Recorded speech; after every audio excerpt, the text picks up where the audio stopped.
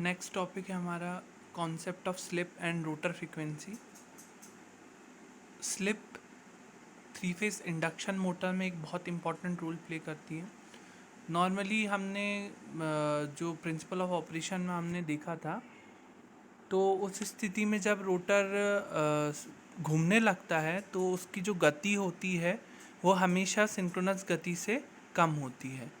तो यहाँ पे भी मैंने यही लिखा है कि इन प्रैक्टिस मतलब प्रायोगिक रूप से रोटर की जो गति होती है वह कभी भी स्टेटर फील्ड आरएमएफ की गति को नहीं पहुँच पाती है। यदि अगर ऐसा होता है तो कोई सापेक्ष गति नहीं होगी किनके बीच, स्टेटर फील्ड एवं रोटर कंडक्टर्स के बीच। अगर यदि ऐसा होता है तो स्टेटर फील्ड और रोटर कंडक्टर्स के बीच कोई भी सापेक्ष गति नहीं होगी, और जब सापेक्ष गति नहीं होगी तो कोई भी रोटर करंट इंड्यूस नहीं होगा। रोटर करंट इंड्यूस नहीं होगा तो टॉर्क प्रोड्यूस नहीं होगा, जिसकी वजह से मोटर रन नहीं कर पाएगी। तो ns माइनस एन होना ज़रूरी है, क्योंकि अगर ns हो जाए तो रिलेटिव स्पीड हो जाएगी 0। और रोटर जो है घूमता ही इसलिए है कि वह सिंक्रोनस गति को प्राप्त कर पाए, परंतु वो प्राप्त नहीं कर पाता है तो कंटिन्यू घूमता रहता है।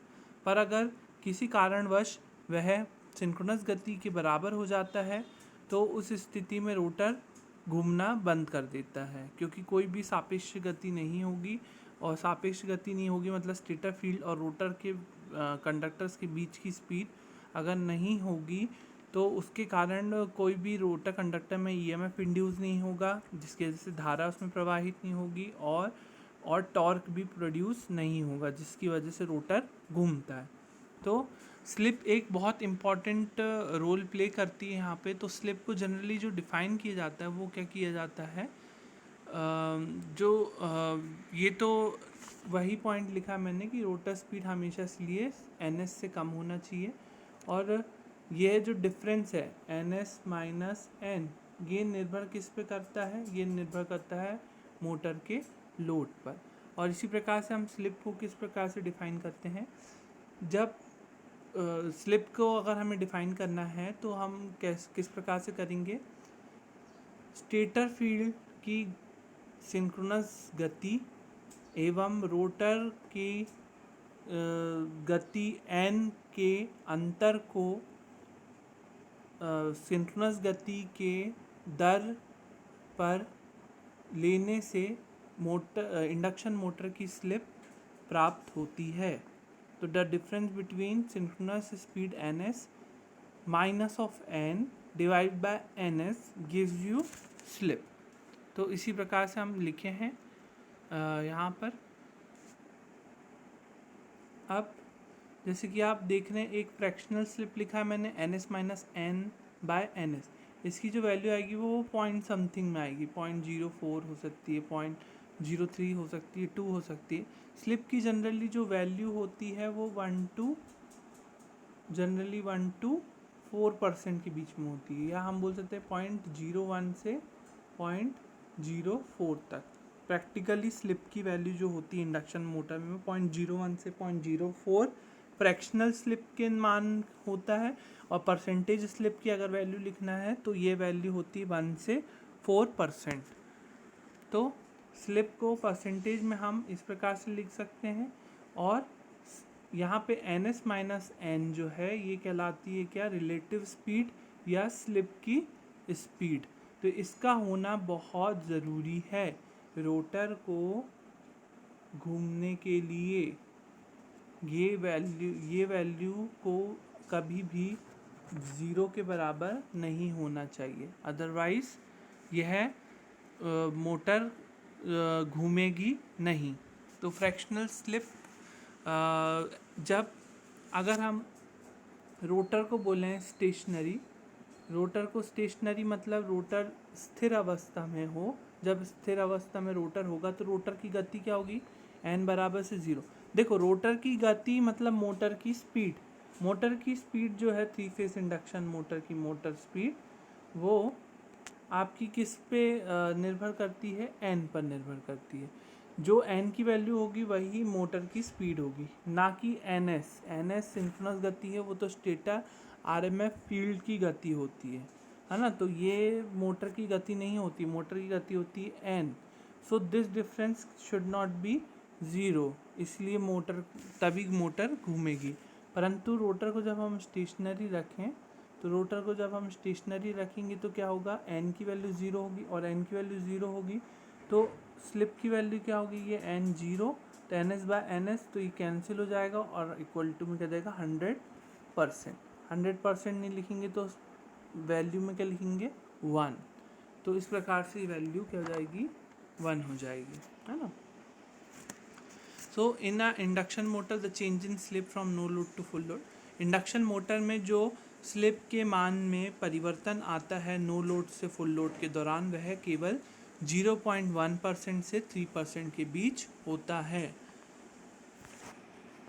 अब यहाँ पर S इक्वल्स टू हम लिख रहे हैं N S minus N upon N S, तो S के मल्टीप्लाई में हम भेज सकते हैं S को S into N S, minus इसको भी एन एस को इधर ले जाएंगे तो क्या होगा S N S minus N, और एन को इधर लाएंगे तो क्या होगा, एन को हम इस तरीके से लिख सकते हैं 1 माइनस एस एन एस। ये कहाँ से आया, ये वैल्यू हमारी यहीं से आएगी। तो मैथमेटिकली आप इक्वेट करके देखो, आपको ये एन की वैल्यू इस प्रकार से मिलेगी। ये फॉर्मूला भी ज़्यादातर जगह यूज़ होता है, तो ये ऐसे याद रखना है आपको। अब नेक्स्ट रोटर करंट फ्रीक्वेंसी या रोटर फ्रीक्वेंसी जनरली हम कहते हैं। तो यहाँ पे रोटर फ्रीक्वेंसी क्या होगी, रोटर फ्रीक्वेंसी कब आएगी, रोटर की फ्रीक्वेंसी जब रोटर घूमने की स्थिति में होगा, तब रोटर की गति आएगी, है ना। तो यहाँ पर हम इसको फ्रीक्वेंसी को क्या लिखेंगे, इधर फ्रीक्वेंसी को हम क्या लिखेंगे, वोल्टेज हो या करंट हो, है ना, जो कि इंड्यूस हो रहा है किसमें, रोटर में, है ना। रोटर में जो वोल्टेज और रोटर में वोल्टेज या करंट की फ्रीक्वेंसी जो कि स्टेटर वाइंडिंग और मैग्नेटिक फील्ड की वजह से,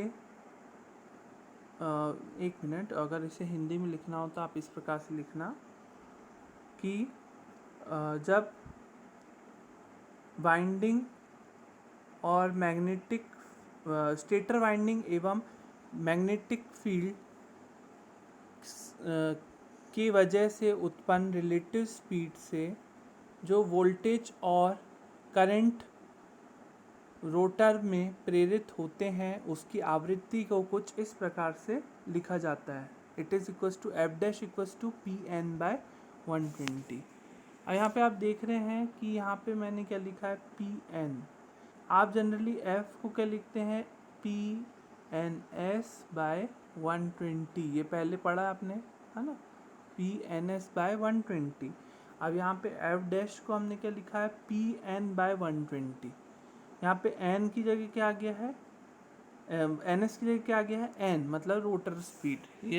यहाँ पे सॉरी रोटर स्पीड नहीं है ये एन यहाँ पे हमारी क्या है, रिलेटिव स्पीड। एन कौन सी रिलेटिव स्पीड, मैग्नेटिक फील्ड और वाइंडिंग के बीच की रिलेटिव स्पीड, जो आरएमएफ हमारी घूमती है वो, है ना, उसको मैग्नेटिक फील्ड और वाइंडिंग के बीच जो रिलेटिव स्पीड होती है उसको हम लिखेंगे एन। और यहाँ पे पी क्या होंगे, number of poles. Rotor speed N के लिए relative speed between flux and rotor क्या होता है, generally N S minus N. यहाँ एक चीज़ करना है, चाहे तो यहाँ पे एन की जगह क्या लिख देना,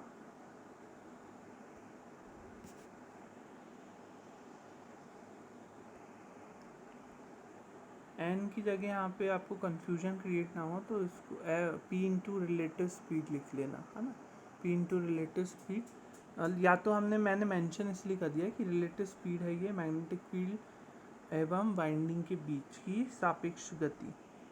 अब ये रोटर स्पीड एन के लिए जो हम स्टैंडर्ड मानते हैं रोटर स्पीड की एन के लिए, एन रोटर स्पीड को हम एन आर भी लिख सकते हैं। Relative speed between rotating flux and rotor क्या होगा, N S minus N. Rotating flux means RMF, और रोटर, रोटर मतलब रोटर के कंडक्टर्स, उनके बीच की सापेक्ष गति का मान क्या होगा, NS माइनस N। तो हम F डैश इक्वल्स टू लिख सकते हैं P NS माइनस N, ये आपके सामने लिखा हुआ है, F dash equals to P NS minus N upon 120। तो आपको ये भी ध्यान रखना है। ये देखो ये F डैश है, यहाँ पे NS की जगह क्या आ रहा है, NS माइनस N। क्यों आ रहा है ये NS माइनस N? ये NS माइनस N जो है रनिंग कंडीशन के दौरान आता है। रनिंग कंडीशन के दौरान मतलब जब रोटर घूमेगा, रोटर घूमेगा मतलब उसकी फ्रीक्वेंसी, रोटर जो फ्रीक्वेंसी से घूमेगा उसका जो स्पीड होगी, फ्रीक्वेंसी होगी, वो क्या होगी, NS माइनस N के बराबर। मतलब उसकी स्पीड जो है NS माइनस N रिप्रेजेंट करेगी रोटर की फ्रीक्वेंसी को। तो यहाँ से आप जानते हैं कि NS minus N upon NS generally क्या होता है, S के बराबर। तो NS माइनस N की जगह आप क्या लिख सकते हैं, SNS। तो यहाँ पे NS माइनस N की जगह हम लिख देंगे SNS।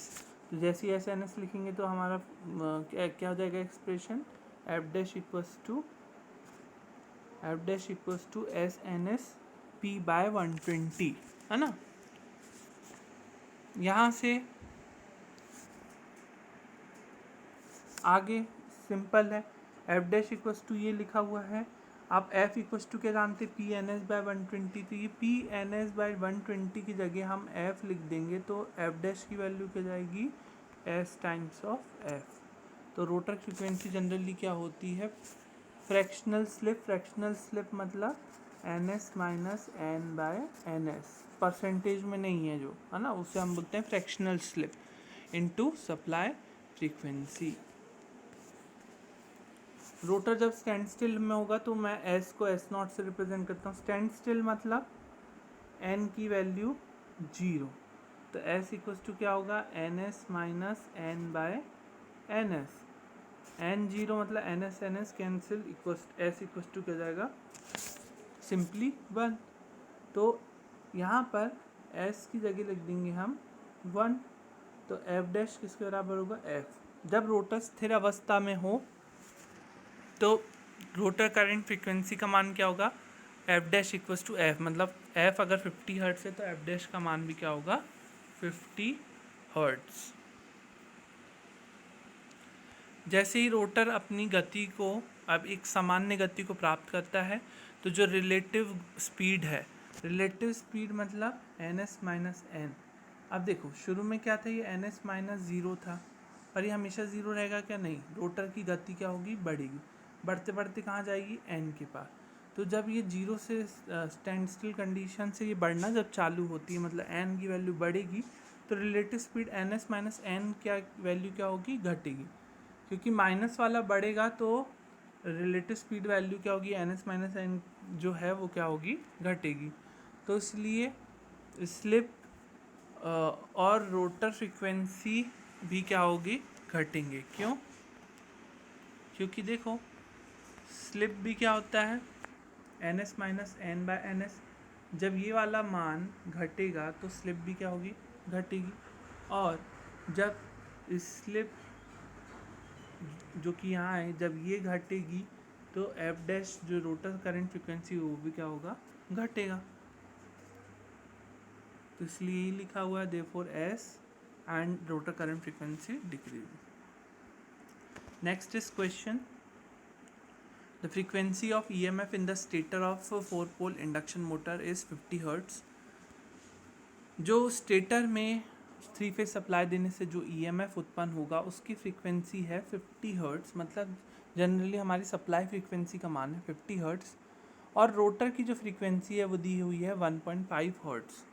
सो इस स्थिति में स्लिप का मान और मोटर की गति क्या होगी जिस पे वह चल रही है। तो आपका ये क्वेश्चन है, तो हम सबसे पहले लिख लें, हमारा P इक्वल्स टू 4 दिया है, F इक्वल्स टू 50 हर्ट्स दिया है, F dash equals to 1.5 hertz दिया हुआ है, S निकालना है, N निकालना है, यही क्वेश्चन है। इसको हमने शॉर्ट टर्म में लिख दिया। तो F डैश का हमने क्या लिखे हैं, SF, है ना। S को लिख सकते हैं F डैश बाय F। तो S equals to 1.5 bye 50, 0.03 per unit. देखो फ्रैक्शनल स्लिप को पर यूनिट में लिखते हैं, मतलब जिस एक्चुअली कोई वैल्यू नहीं है, पर यूनिट में हम बोल रहे हैं इसे।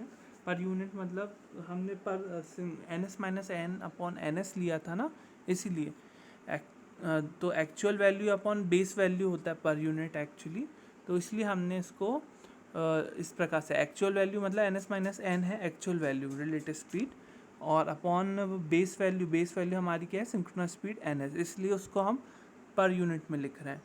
और इसी को हम परसेंटेज में लिखेंगे तो ये हो जाएगा 3%। तो स्लिप का मान आ गया। अब हमें निकालना है क्या, एन का मान, ये वाला एन का मान है ना। तो एन का मान निकालने के लिए क्या करेंगे हम,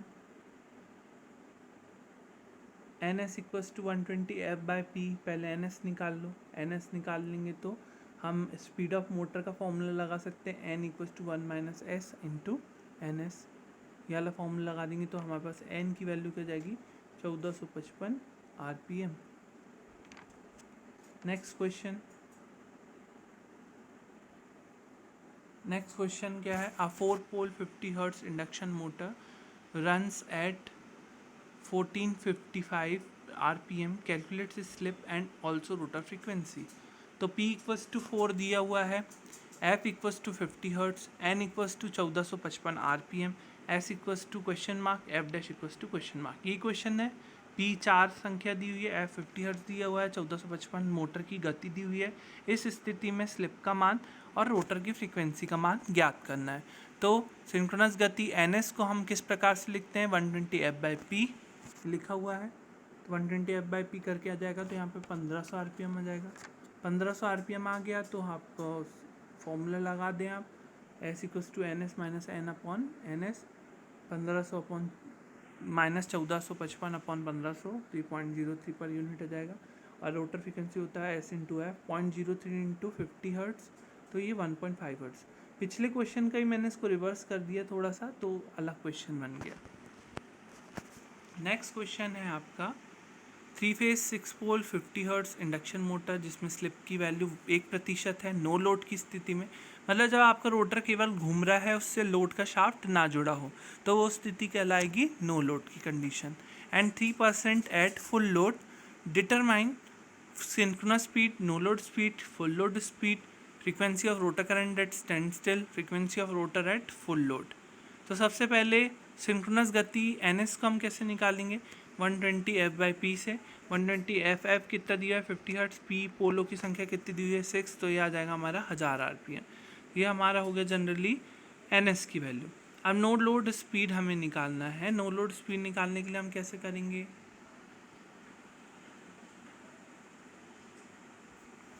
नो लोड स्पीड निकालने के लिए एस इक्वल्स टू जनरली होता है N S minus N upon N S. अगर हम इसी स्लिप को, ये स्लिप जो है ये जनरली होती है फुल लोड के दौरान स्लिप का मान, है ना, ये स्लिप का मान फुल लोड के दौरान होता है। अब यही स्लिप का मान नो लोड की स्थिति में हम निकालेंगे, तो एस नॉट की वैल्यू एन एस माइनस हम क्या लिख देंगे एन नॉट, मतलब जहाँ पर एन क्या थी रोटर की फुल लोड पे स्पीड, अभी हम रोटर की नो लोड पे स्पीड को हमने डिफाइन कर दिया एन नॉट से। तो एन नॉट को भी हम कैसे लिख सकते हैं, 1 minus S not an S से। स्लिप का जो मान दिया हुआ है नो लोड की स्थिति में वो दिया है 0.01, तो एन नॉट इक्वल्स टू आएगा 1 माइनस 0.01 इंटू 1000, तो 990 आरपीएम नो लोड स्पीड आ गई। फुल लोड स्पीड के लिए हम फुल लोड स्लिप लेंगे। फुल लोड स्लिप का मान दिया है 3%, तो 3% मतलब 0.03, 1 माइनस 0.03 इंटू 1000, तो ये एन इक्वल्स टू हो जाएगा 970 आरपीएम। एन की वैल्यू आ गई। Rotor current, rotor frequency at stand still निकालना है, और रोटर फ्रीक्वेंसी हमें एट रनिंग कंडीशन निकालना है। तो एफ डैश इक्वल्स टू होगा S time of F, stand still के दौरान एस की वैल्यू होती है 1 के बराबर, तो एफ डैश इक्वल्स टू क्या होगा एफ के बराबर, एफ डैश एफ के बराबर मतलब सप्लाई फ्रीक्वेंसी के बराबर, that is equal to 50 hertz, और एफ डैश इक्वल्स टू हम क्या लिखेंगे S times of F. Full load के दौरान स्लिप की वैल्यू है 0.03, 0.03 रनिंग कंडीशन बोल सकते हैं हम, या फुल लोड स्पीड के दौरान, फुल लोड के दौरान तो स्लिप की वैल्यू है 0.03। तो नो लोड की स्थिति में भी निकाल लिया हमने frequency of rotor current at stand still या एट नो लोड, और यहाँ पे हमने सॉरी ये हमने सिर्फ स्टैंड स्टिल के लिए निकाला, नॉट नो लोड के लिए नहीं, सॉरी।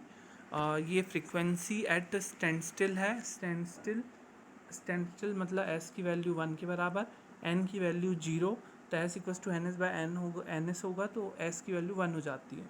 तो इस स्थिति में rotor frequency of rotor current at stand still हम बोल सकते हैं F dash equals to F के बराबर। ये हमने पहले भी लिख चुके हैं। F dash equals to F के बराबर मतलब 50 हर्ट्स, और F dash equals to S time of F dash equals to होगा 0.03 इंटू 50 हर्ट्स, एफ डैश की वैल्यू जाएगी 1.5 हर्ट्स।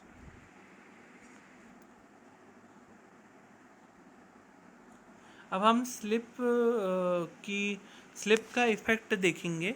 स्लिप का प्रभाव क्या होता है रोटर परिपथ पे। स्लिप का मान 1 जब तक रहेगा जब रोटर स्टैंड स्टिल में रहेगा, पर रोटर जैसे ही घूमने लगेगा तो स्लिप की वैल्यू क्या हो जाएगी, सडनली 1 to 4% के बीच में। तो सर्किट रिप्रेजेंटेशन आप जैसा कि देख रहे हैं सामने, सर्किट रिप्रेजेंटेशन में हमने ये पूरे 3 फेज लिए हैं। ये आपकी 3 फेज स्टेटर वाइंडिंग है, जिसमें 3 फेज स्टेटर वाइंडिंग में हमने I1 जो लिया है वो एक फेज में बहने वाला धारा का मान लिया है I1। V1 is the applied voltage between one phase and neutral point, है ना, दैट इज फेज वोल्टेज, है ना। V1 यहाँ पे phase voltage, I1 is the phase current, और स्टार कनेक्शन है तो फेज करंट और लाइन करंट दोनों सेम ही होते हैं। और R1 X1 क्या है, स्टेटर रिएक्टेंस मतलब X1, और स्टेटर रेजिस्टेंस मतलब R1। ये हमारी स्टेटर वाइंडिंग है जिसको हमने 3 फेज रिप्रेजेंट किया है।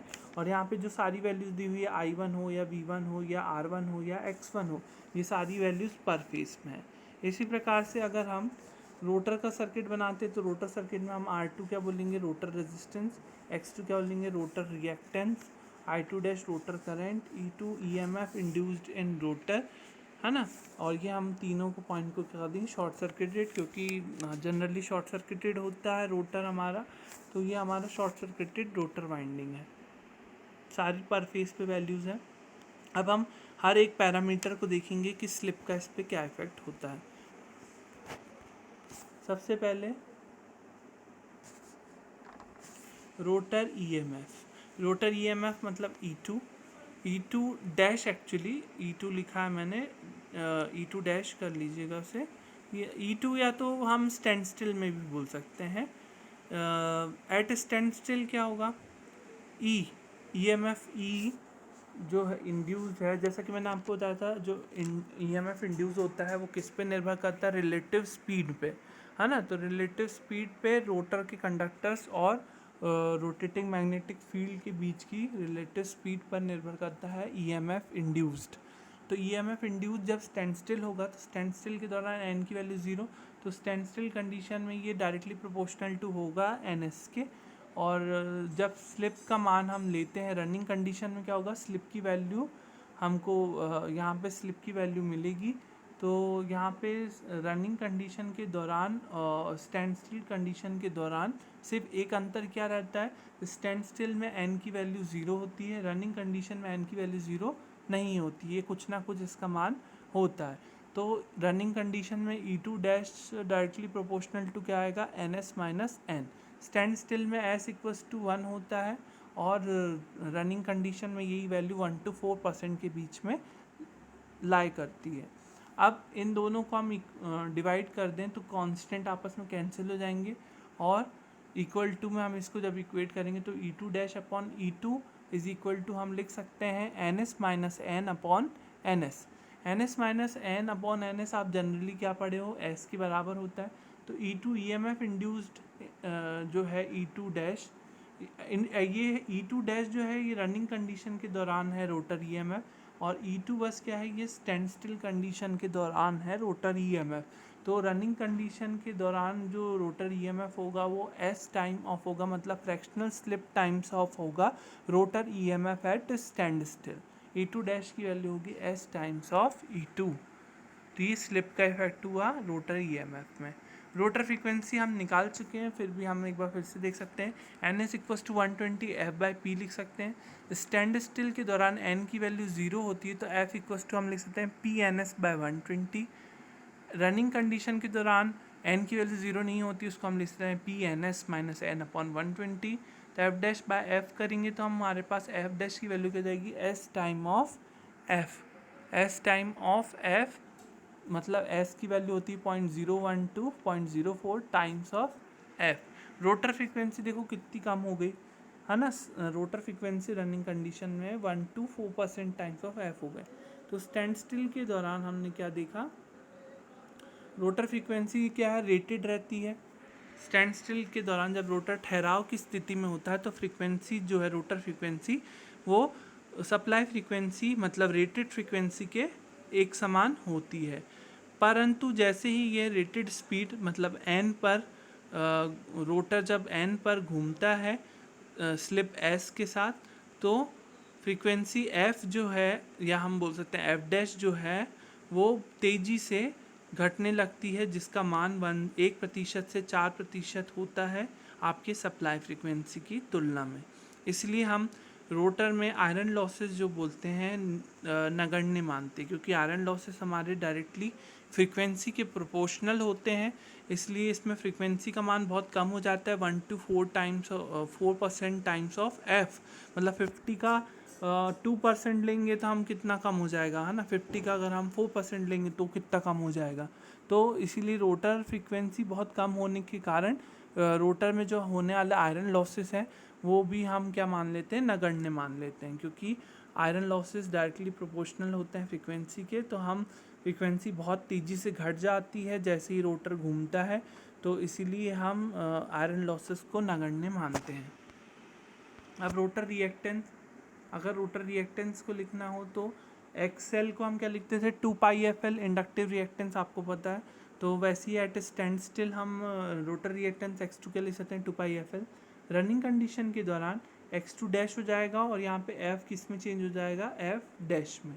f डैश की वैल्यू होती है s टाइम ऑफ f और 2πfl किसकी वैल्यू है, x2 की वैल्यू। तो 2πfl की जगह हम क्या लिख सकते हैं, x2। तो x2 डैश हो जाएगा s time of x2।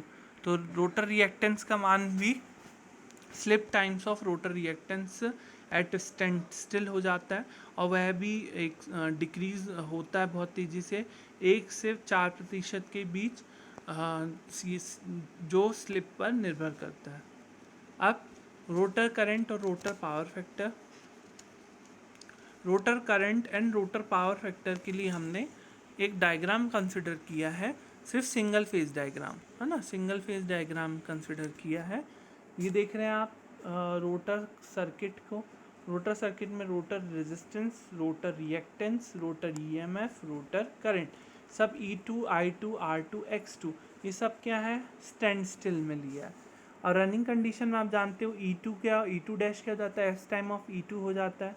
I2 dash, I2 जो है चेंज होकर किस में हो जाएगा, I2 डैश में जाएगा, जिसकी अभी हमें वैल्यू निकालना है, रोटर करंट ही निकालना है हमें और रोटर पावर फैक्टर निकालना है। तो I2 डैश का मान हमें निकालना है, तो I2 डैश का मान हमें निकालना है। और R2 rotor resistance, rotor resistance पर जो स्लिप का रोटर रेजिस्टेंस पे कोई प्रभाव नहीं पड़ता, इसलिए R2 जो स्टैंड स्टिल में रहता है रनिंग कंडीशन में भी वह R2 ही रहता है। परंतु X2 जो है स्लिप पर निर्भर करता है ना, तो वो S टाइम ऑफ X2 हो जाता है, जैसा कि हमने प्रूफ कर चुके हैं। SE2 और SX2 और I2 डैश, अब I2 डैश का हमें मान ज्ञात करना है। तो ये आपको डायग्राम समझ में आएगी, हमने एक सिंगल फेस के लिए लिया है और मतलब पर फेस हमने एक क्वांटिटी ली है। तो रोटर करंट को जनरली हम कैसे रिप्रेजेंट करते हैं, आई को हम लिखते हैं जनरली V/R है ना। तो V की जगह यहाँ पे आ जाएगा E2, क्योंकि रोटर करंट है तो E2 और Z2 है ना। तो और ये स्टैंड स्टिल में तो E2 ही रहेगा और Z2 भी Z2 ही रहेगा, E2 ऐसे ही रहेगा। और ये हमारा RL सर्किट है, RL सर्किट में जो हमारा इम्पिडेंस होता है वो क्या होता है, √R2² + X2²। इस प्रकार से लिखेंगे हम। रोटर पावर फैक्टर आपने लास्ट ईयर पढ़ा था RL सर्किट के लिए, R/Z है ना। तो cos∅2 को भी हम लिख सकते हैं R/Z के टर्म्स में, तो R2/√R2² + X2², इस प्रकार से लिख देंगे। अब रनिंग कंडीशन के दौरान ये पैरामीटर्स थोड़े चेंज हो जाते हैं, जैसे कि यहाँ पे ये जो हो जाएगा E2 डैश हो जाएगा, है ना, और यहाँ होगा अपॉन में Z2 डैश। तो E2 डैश जनरली क्या होता है, S टाइम ऑफ E2, और Z2 डैश को हम कैसे लिख सकते हैं, अंडर रूट ऑफ, ये लिखा हुआ है Z2 डैश को, Z2 डैश को Z2 डैश का हमने ये लिखा हुआ under root of R2 square plus X2 dash का स्क्वायर। X2 डैश को हम लिख सकते हैं एस टाइम ऑफ X2, तो उसको रिप्लेस करके हम इस प्रकार से रोटर करंट को लिखते हैं।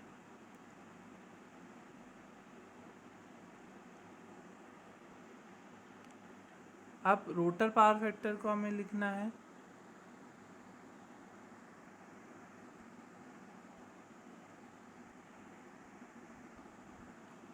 तो रोटर पावर फैक्टर वही होगा R2 डैश नहीं लिखिएगा, R2 ही रहता है, ये Z2 डैश हो जाएगा, Z2 डैश की जगह ये लिख दो, और Z2 डैश की वैल्यू X2 डैश को रिप्लेस करके हम लिखेंगे, तो इस प्रकार से लिख सकते हैं।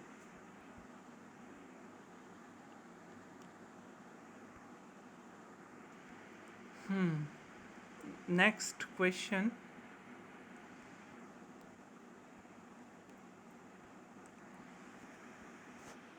a 3-phase 4-pole 50 Hz induction motor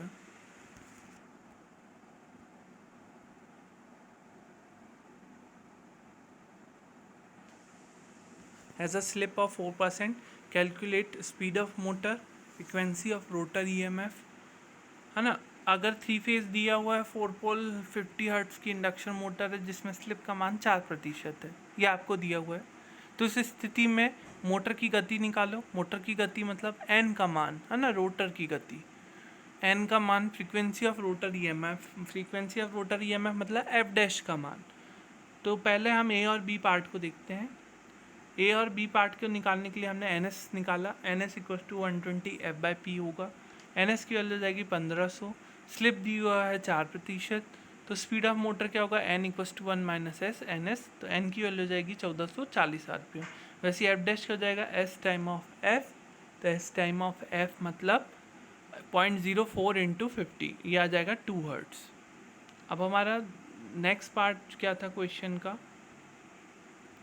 if rotor has a resistance of 1 ohm and standstill reactance of 4 ohm, calculate power factor at standstill and at a speed of 1400 RPM।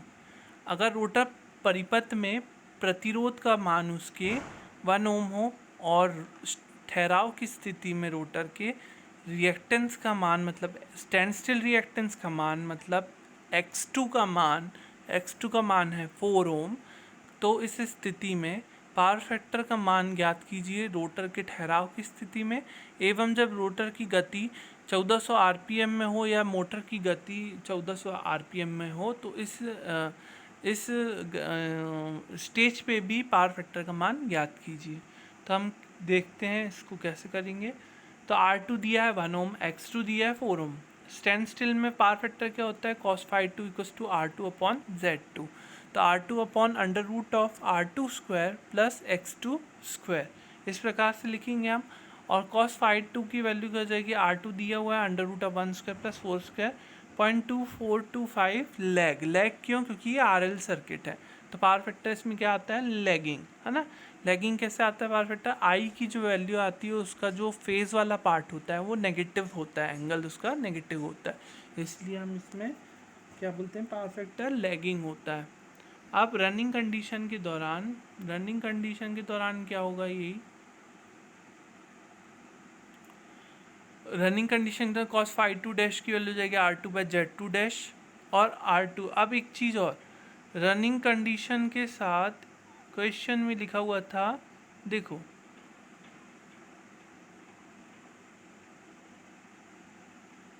एक सेकेंड, क्वेश्चन में लिखा हुआ था at a speed of 1400 RPM, तो आपको 1400 RPM में slip का मान ज्ञात करना पड़ेगा, उसके बाद ही इस स्टेज पर पावर फैक्टर का मान ज्ञात करना पड़ेगा। भूल से ये नहीं करना कि ये वाली स्लिप 4% दी है तो हम 0.04 ले लें, नहीं, ये स्लिप 4% कब था, 1440 RPM में 4% था, तब 0.4 था। परंतु ये 1400 दिया हुआ है, तो 1400 में हमें स्लिप का मान पहले निकालना पड़े। तो 1400 में हम स्लिप का मान पहले निकालेंगे, तो क्या आएगा स्लिप का मान, ये देखो यहाँ पे जो स्लिप का मान है वो 0.06 है, 0.04 नहीं है ना। तो slip at a speed of 1400 RPM, मतलब एन की जगह 1400 रख के जब हम निकालेंगे तो स्लिप की वैल्यू 0.06 आएगी। अभी 0.06 जो आएगी वो हम cos phi 2 डैश में Z2 में S की जगह 0.06 रख देंगे, तो हमारा पावर फैक्टर क्या आएगा 0.9662 लैगिंग। ध्यान रखिए ये वाले पॉइंट पे ज़्यादातर स्टूडेंट मिस्टेक कर देते हैं, यहाँ पे स्लिप की वैल्यू 0.04 रख देते हैं। 0.04 1440 RPM के टाइम स्लिप का मान था। जब यही स्पीड 1400 RPM हो जाएगी तो ये स्लिप का मान भी 0.06 हो जाएगा, ना कि 0.04। तो इस पॉइंट पे मिस्टेक हो सकती है, तो इस चीज़ का ध्यान रखें। तो ये हमने बेसिकली क्वेश्चंस देखे हैं। मैं आपको इसके बेसिस पे और क्वेश्चन आपको नेक्स्ट क्लास में दूंगा। और जो फर्स्ट पेज है आप इसको प्लीज़ कन्वर्ट करके हिंदी में कर लीजिएगा, ये कोई बड़ा काम नहीं है ना, ज़्यादा कुछ है नहीं इसमें हिंदी में लिखने का, तो मैंने जनरली छोड़ के लिखा हुआ है, तो ये चीज़ें आप देख लीजिएगा। न्यूमेरिकल्स ये यहाँ पे हम रोटर सर्किट के जो हैं, जहाँ रोटर EMF हो या रोटर फ्रीक्वेंसी हो, है ना, या रोटर पावर फैक्टर हो, रोटर करंट हो, इस पे जनरली क्वेश्चंस आते हैं। तो हमारे concept of slip and rotor frequency part ख़त्म होता है। इसी के साथ साथ हमारा लर्निंग आउटकम 1 भी कंप्लीट होता है। लर्निंग आउटकम 2 हम नेक्स्ट क्लास में देखेंगे। इसके बेसिस पे कुछ क्वेश्चंस आप बुक से प्रैक्टिस कर सकते हैं, या मैं आपको क्वेश्चंस दे दूंगा तो उसे करके रखिएगा।